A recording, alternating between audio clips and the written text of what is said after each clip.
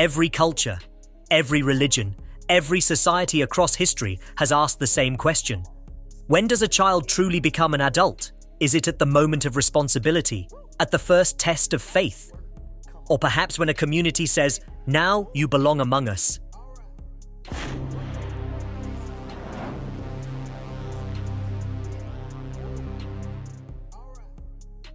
Welcome to the Relitalks, where we uncover the stories, rituals, and timeless wisdom that shape humanity. Today, we embark on a journey across the world's religions to explore one of the most fascinating milestones of human life: coming-of-age rituals. These rituals are not just ceremonies. They are spiritual transformations, moments that mark the crossing of a threshold. From Jewish bar mitzvahs to Christian confirmations, from Hindu sacred threads to Buddhist ordinations, from Islamic responsibility to Indigenous vision quests, each faith tells its own story of what it means to grow up. Stay with me till the end, because what you'll discover might change the way you see adulthood forever. Section 1. The meaning of coming of age. Let's begin by asking, what does it really mean to come of age? Anthropologists describe these as rites of passage, ceremonies that guide a person from one stage of life into another. They often include a test or a challenge, a blessing from elders, a symbolic act that says, "You are no longer a child." Sometimes it's about learning sacred texts.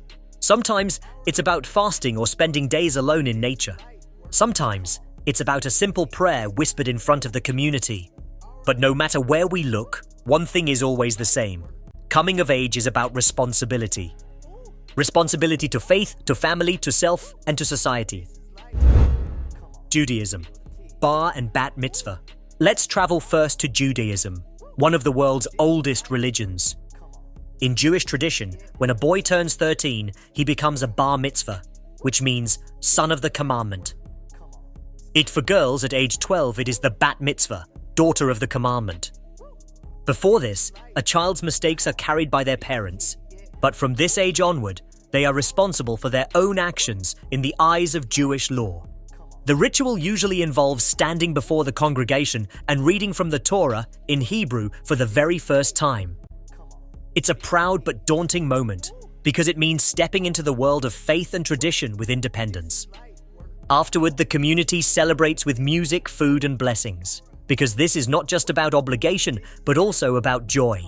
The bar or bat mitzvah is a reminder that maturity is not about freedom from rules, but embracing them as one's own. Christianity, confirmation.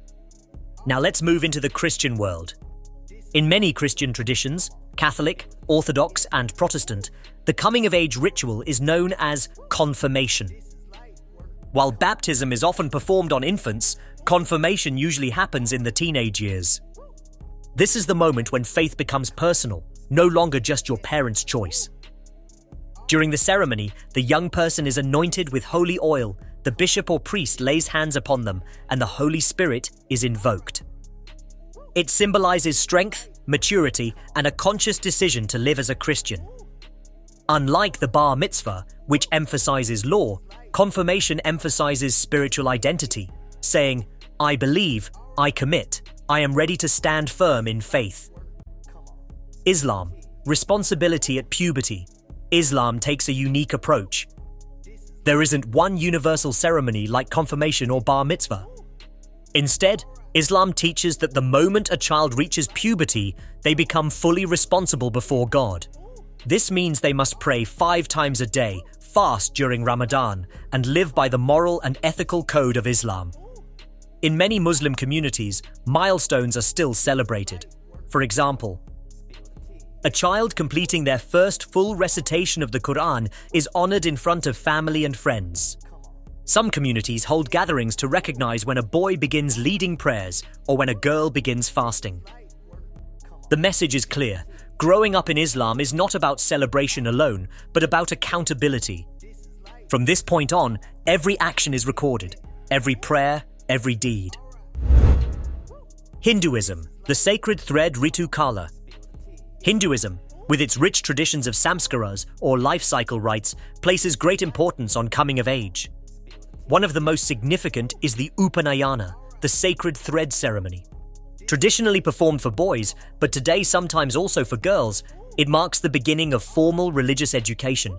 The child is given a sacred thread to wear across the shoulder and taught the Gayatri Mantra, one of the holiest prayers. It symbolizes discipline, learning, and spiritual responsibility. For girls, another rite is the Ritukala Samskara, performed at the onset of menstruation. This is celebrated with blessings, gifts, and community acknowledgement, marking her entry into womanhood. Hindu coming-of-age rituals beautifully weave together spirituality, education, and nature's cycles. Buddhism, novice ordination. In Buddhism, coming of age is deeply tied to spiritual training.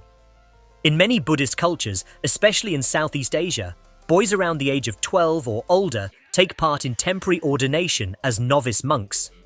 The ritual, called pabaja or going forth, involves shaving the head, wearing saffron robes, and reciting vows of simplicity. For days, weeks, or sometimes months, they live as monks, meditating, studying scriptures, and learning discipline. This is not about permanence, but about experience, teaching humility, awareness, and responsibility. For girls, blessings and dedication ceremonies are often held to mark maturity. Buddhism shows us that coming of age isn't always about society's recognition. Sometimes it's about inner growth and self-discovery. Indigenous traditions, trials, vision quests. Across indigenous cultures, coming-of-age rituals are powerful, dramatic, and deeply spiritual. Among Native American tribes, young men often undergo a vision quest, a solitary journey into the wilderness, fasting, and seeking guidance from the spirit world. In many African tribes, boys face physical tests of strength and courage, while girls take part in ceremonies teaching wisdom, tradition, and womanhood.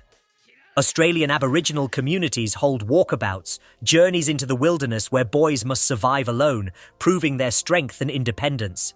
In Latin America, the quinceañera blends Catholic and Indigenous traditions, celebrating a girl's 15th birthday with blessings, dances, and family gatherings.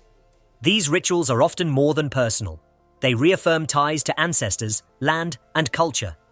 Graduations, sweet 16s, debutante balls, and proms.